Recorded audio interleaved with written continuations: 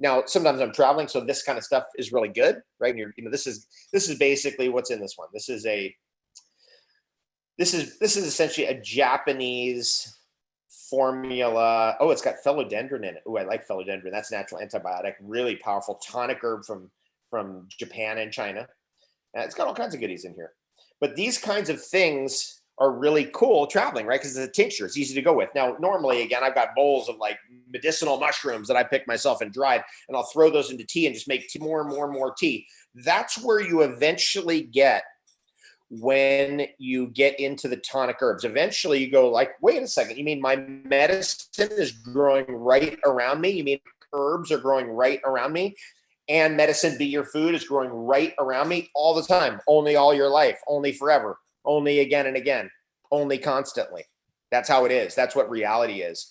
Just think about this for a second. Everything we've ever needed is just right around us. I'm in a forest here, so I know I can just walk around. Eventually, I find mushrooms growing out of trees. I break those off. I dry them in the sun. Those are medicinal mushrooms. Boom, there I got my medicine right there. This is the fundamental nature of reality. Our medicine and our food is growing right around us. Even if you live in a city. Now, I wouldn't recommend eating stuff like a dandelion growing out of the sidewalk in New York City, but you get the idea. I have seen chaga mushroom growing in New York City. I've also seen reishi mushroom growing right in New York City. Nobody else notices. It's crazy. It's like, there it is. My God, there's a reishi mushroom growing right there. You know how in New York, you're walking down the sidewalk and there's a square that's opened up and there's a tree in there and the tree's growing and boom, a reishi mushroom's coming out of that tree and you're like, nobody's seeing it. It's just the craziest thing ever of all time. And it's a fascinating discovery to just know that your medicine is always right around you all the time.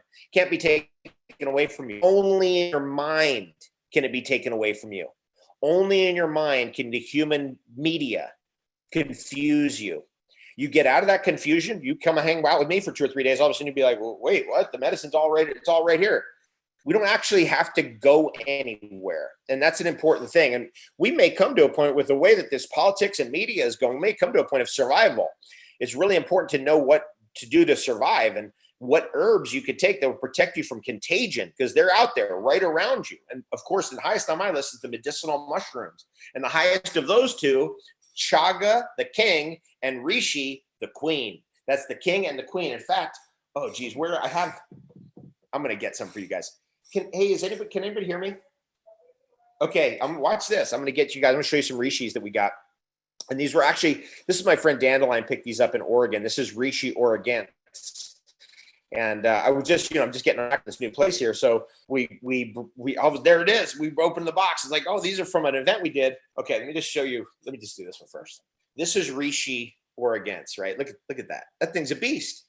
You know how much tea I can make out of this? I just break off a little section off here. I can make 30 teas out of that, just one little piece of this. Now, sometimes they get really interesting and strange shaped. This is also a reishi. Look at this.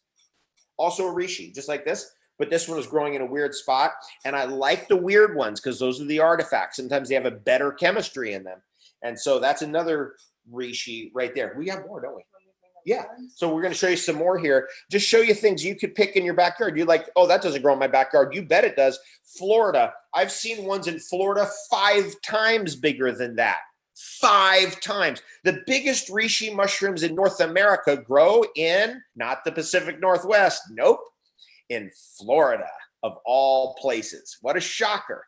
It's all around us all the time. And that's something I just love to bring to everyone's attention. Your medicine is near.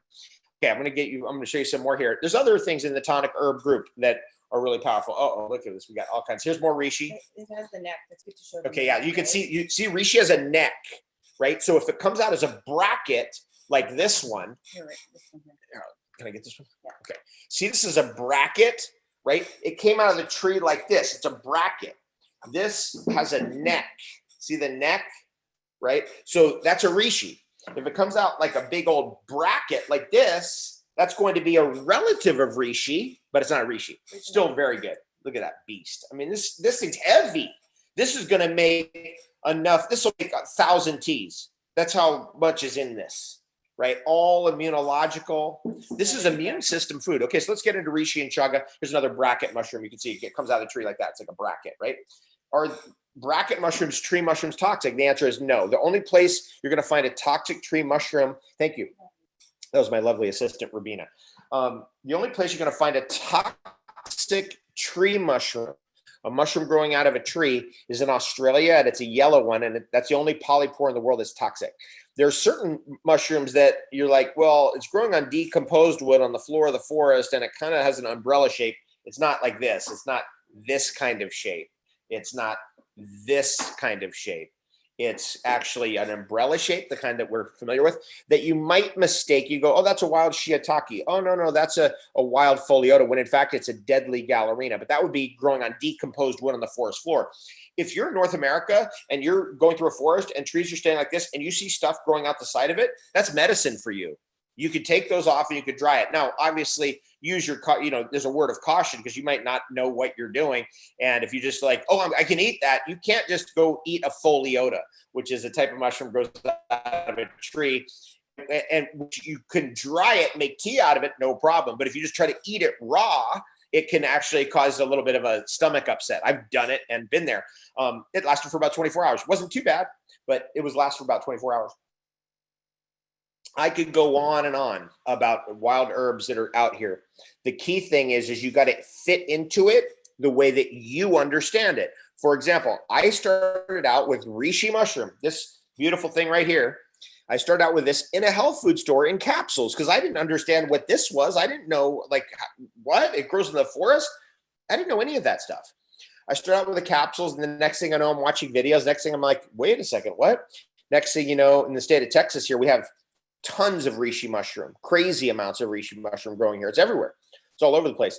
Doesn't look quite like that, actually. It looks a little bit brighter red. Sometimes it looks a little slightly different depending on what tree it's growing out of, because this is growing off a different tree. This is growing off a conifer, and the ones here grow off a sycamore relative called liquid ambar. So it's slightly different, but it's Reishi mushroom. So this is just a phenomenal area that you just interface with as you understand it. You're like, well, look, can I go to the health food store and get Reishi in like a capsule? Yes, start there.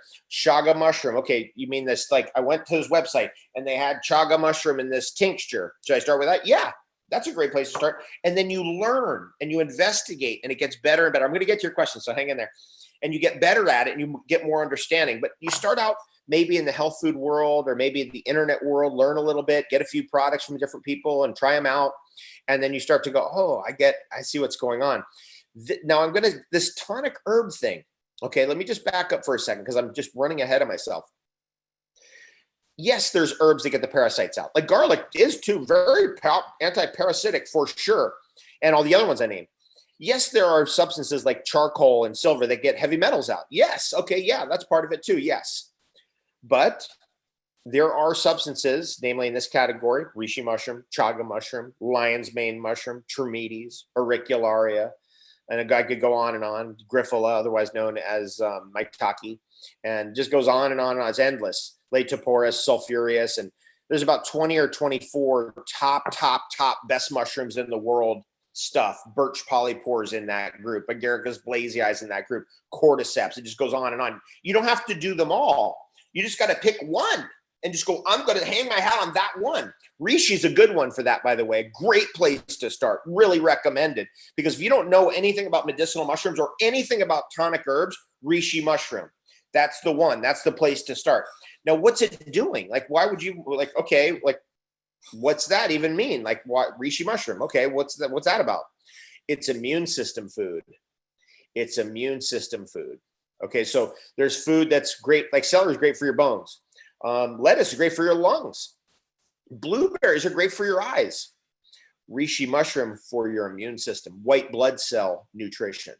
To my mind, the tonic herbs are all about that. They're really about modulating your immune system. And it's not like garlic where it's an upper. It's not like echinacea. I like echinacea. I like garlic, but those are uppers.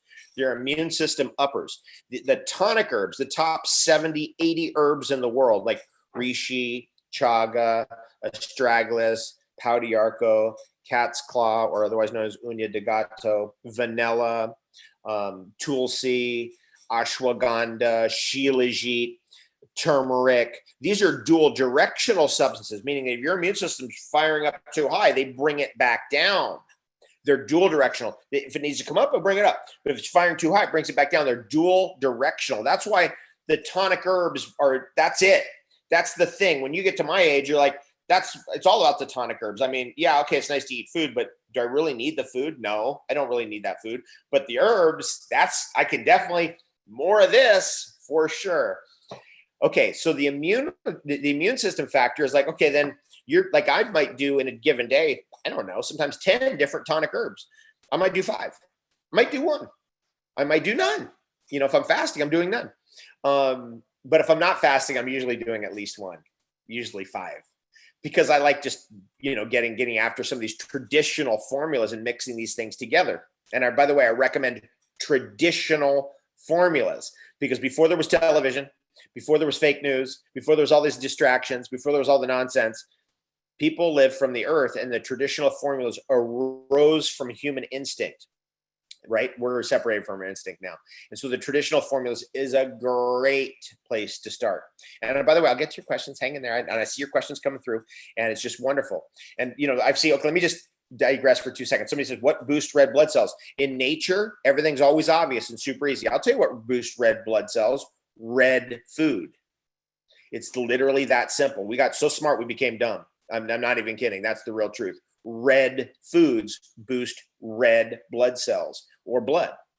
Okay, then somebody asked, okay, then what do I recommend for E. coli? And look, all these medicinal mushrooms, these are powerful antibiotics, but they're natural and in balance. Look into it. I would never take like an antibiotic from a doctor, me personally. You take your own advice, but me, because I got better ones. I got better than what they have. My own chaga extraction system that I make my own chaga from my own wildly picked chaga. And I basically have the chaga alcohol fraction, the water soluble fraction, and the concentrate fraction. And I mix those back together and then suspend that in alcohol. There's nothing I'm going to get from a doctor. It's going to be better than that. No, sorry. So just so you know, somebody's actually beating the doctors at their own game. That's, if you have to figure it out for yourself, because I can't. The way our system is like, I can't actually give any medical advice, right? Because the system wants to sell you drugs. That's why. I think we're all becoming more and more aware of that, I'm sure. Okay. And I could go on and on about that, but I digress. Let's come back to the point. The point is that the tonic herbs are one of the most significant factors in maintaining and modulating immunity for the rest of our lives, to a point where you're zinging all day long. So there's flu, cough, virus, this, that, the other thing. It's just there's not a chance. Not a chance.